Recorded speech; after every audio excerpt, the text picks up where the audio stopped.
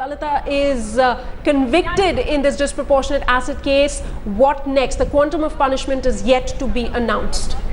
Well, I think my apprehension and my anxiety has proved to be right, in the sense, she has been convicted. Next, it would be sentencing. So there will be argument on sentencing. And as rightly pointed out, if she's been convicted for less than 3 years, then definitely she'll be out on bail.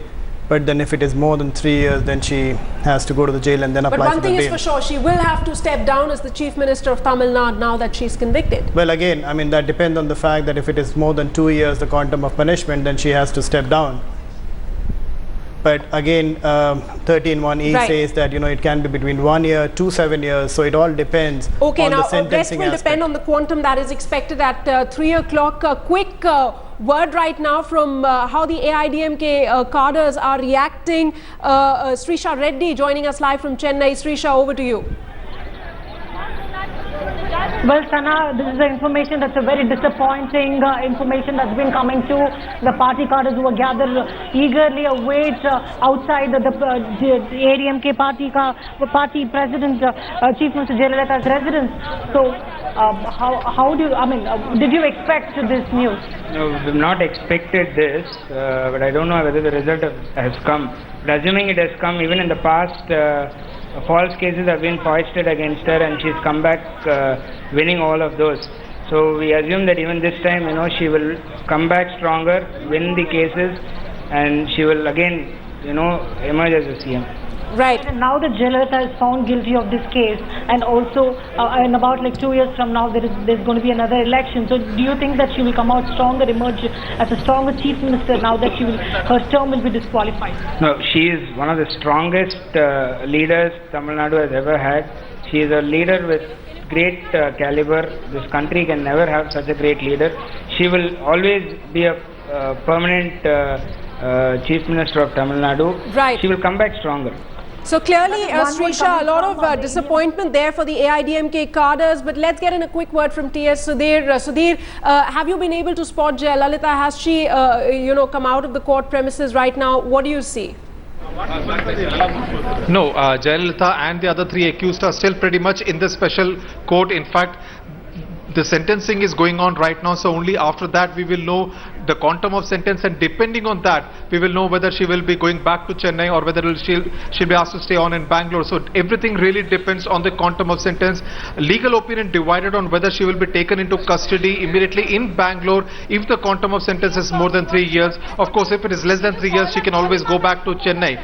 Of course, in both circumstances she will have to resign immediately as the Chief Minister of Tamil Nadu. So what we are definitely looking at as a certainty now, we can say after this conviction, is that Tamil Nadu is due to get a new Chief Minister. So who is the person who Jayalalitha actually nominates as the next Chief Minister of Tamil Nadu is going to be the big question, given the fact that AIDMK is a one-woman party. What Jayalalitha decides is what the party cadres and party leadership is going to fall in line with. Absolutely, Sudhir. Now the most important part over here is that the new directives or the new order quite literally states that if a neta or a politician is convicted for more than or is imprisoned for more than 2 years, if the quantum of the punishment is more than 2 years, then he or she cannot even contest. These are the new rules that have in fact come into effect. Now, under what sections has J. Jayalalitha been convicted, and what is the likely quantum of punishment? Well, under the section 13(1)(e) of the Prevention of Corruption Act 1988, the quantum of sentence can be anywhere between 1 to 7 years, and this specifically pertains to when you are a public servant, you had made some kind of pecuniary gains for which you cannot really offer some kind of a satisfactory explanation, and that's what this case is all about. That between 1991 and 1996, her assets grew from 3 crores to 66 crores, even while she was drawing a monthly salary of only ₹1 while she was Chief Minister in that 5-year period.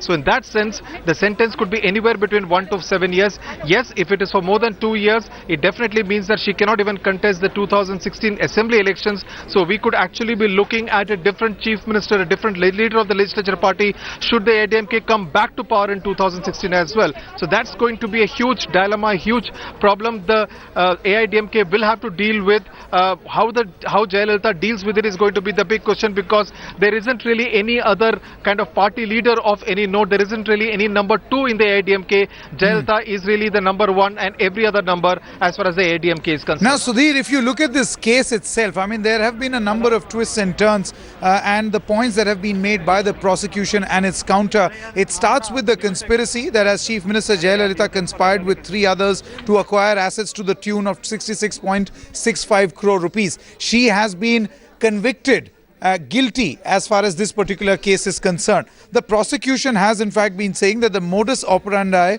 was to deposit cash in Benami firms' accounts. The firms gave her address as theirs while opening the accounts. Now, do we have details of what the court's order has been on all these arguments that were placed by the prosecution and also the counter? The counters we know has in fact been to show that there has been no material to show that there were, you know, those infamously popular saris, watches or footwear that were seized and were brought during her tenure.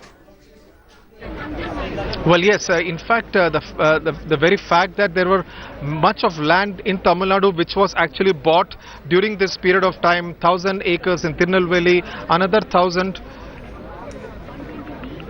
And the sections which have been quoted are 120B and apart from the 13(1)E section of the Prevention of Corruption Act. But apart from that, essentially the fact that many of the property that were bought with what they say is this disproportionate assets is what the court has been arguing against, and that is what the defense of Jayalalitha and the 3 others have found it difficult to deal with. Apart from the fact, the other interesting aspect that one will have to deal with and see whether any of the properties are attached now by the court, because if that happens, many of the properties, including Poise Garden where Jayalalitha now stays, could actually go under the hammer. Okay, Mr. Kant.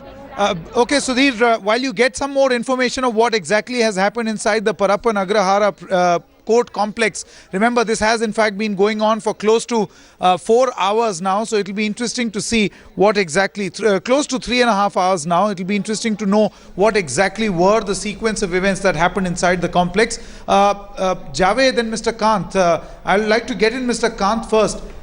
What happens from here on? Remember, we have been, thinking of the possibilities that if there is an acquittal or if there is a conviction. Now there is a clarity that there is conviction. What happens from here, Mr. Kant? Now since she has been convicted, she would definitely be filing an appeal. You would see that 8(4) of the Representation of People's Act has been declared ultra vires by the Constitution bench. Which means? Which means that the person in between had the buffer zone that she doesn't have to relinquish her office or she doesn't get automatically disqualified. Now, since that has been held to be ultra vires, it means that she has to remit the office as well as she would be disqualified from her MLA post, and it would mean that she has to step down. It would also mean now that the sentencing becomes a very important thing, because if the sentencing is more than 2 years, then she automatically, this provision comes into effect and she has to step down, and the disqualification is from the date of the verdict, which would mean that today. And in that case, she loses her political, she won't be the chief minister.